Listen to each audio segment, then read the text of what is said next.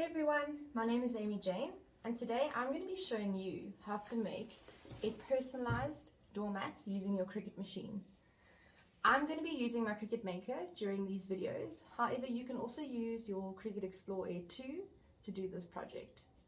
I'm going to be showing you how to use laminate pouches as your stencil for your doormat. These are really cheap and easy to find. You can find them at Checkers, CNA, Pick n Pay, any of your stationery shops, and they really work so well for this project. I'm also going to be using my Maggot heat press. However, you can use any heat press you have. You can also use an iron to transfer the stencil onto your Coir mat. Hope you enjoy this tutorial and I can't wait to show you how it works.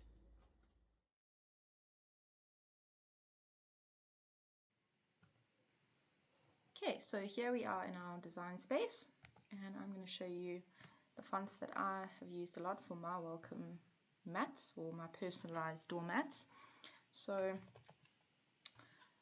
start off with doing our welcome here, and a font I really like to use for this is called Babette. You'll see here if you type in Babette without undoing the only current fonts, it's not going to come up. So Cricut has got certain fonts that are current and certain that are not. So I would like this Babette font. There it is there. Make it a bit bigger. So what I do with this is I then make the letter spacing -0.5. And the reason being is I like the letters to overlap. I think it looks really pretty with this type of font. But now just to note that if you do reduce your letter space and you're going to be cutting a stencil where you want it all sort of in one, you want one sort of outline cut all the way around, you need to go and click on Weld in your bottom right hand corner so that all these letters then become one. Okay, so that's your welcome. Then for the personalized name that I'm going to do underneath, I do these in capitals, and this is the surname that I'm going to be doing. Now for this part I use just a very plain font. Again, it is a font that is not kerned, so you need to make sure that's off, and it's just an Arial font that I use here. It's really big, which I don't need it to be.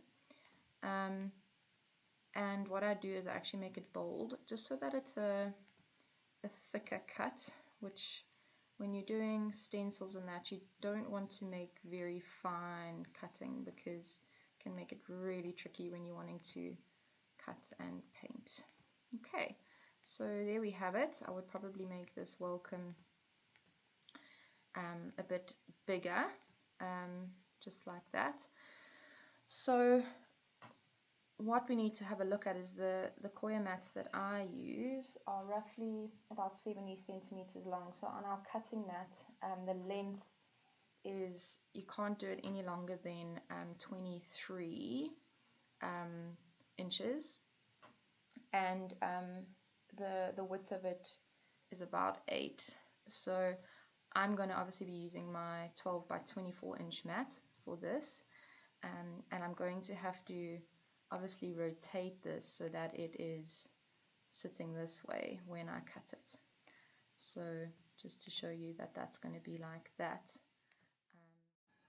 Okay, so here we have our image ready to cut. So remember, over here I'm choosing my 12 by 24 inch mat, and there you can see it's fitting in really nicely. Our two A4s together go up to 23 inches long, so we're well within that, and we've got up to 8 inches wide to spare.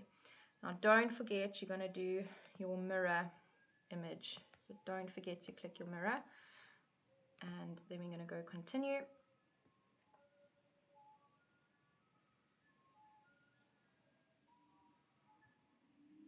Okay, all just connecting up. And now what we're going to choose is we're going to choose our vinyl, okay, as our base material. And I've decided to choose just more pressure. I found that if you don't click the more pressure, it just doesn't quite cut through both like sort of layers of film of that laminate pouch. So there we have it. We're just using our normal. So over here we have our Coir Doormat. So the Coir Doormat's normally about 70 centimeters long, and of course I want my stencil to be kind of filling up this mat, so I want it to be bigger than A4 size. So what I'm going to do here is, as you can see with the laminate pouches, as you know, they open up and you put your pieces of paper inside. So they have one sealed edge, which is on the one side. So what we are going to be doing here is we're going to be cutting off that sealed edge. So you can use your Cricut cutting tool, you can use scissors, whatever you have handy, it really doesn't matter.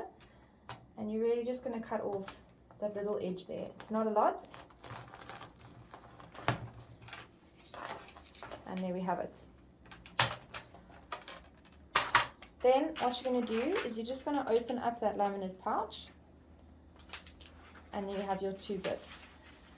Now, really important to know that this more matte side, so the non-shiny side, is actually where the stickiness is. So when you're going to be cutting on your mat, you are going to be cutting with the shiny side facing down, and you're going to remember to mirror image when you're doing your cutting before you actually put your mat into the machine. So important to know, when you're putting it onto your mat, shiny side down.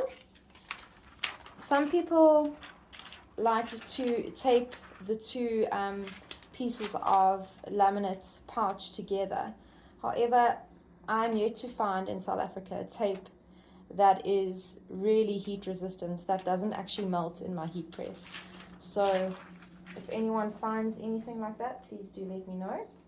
But I really don't think it's a big issue, because what I usually just do is just make sure that I put it on my mat as close together, even with a little overlap is usually fine. And I'll pop it in there, and then into the Cricut it goes, and you're ready to cut.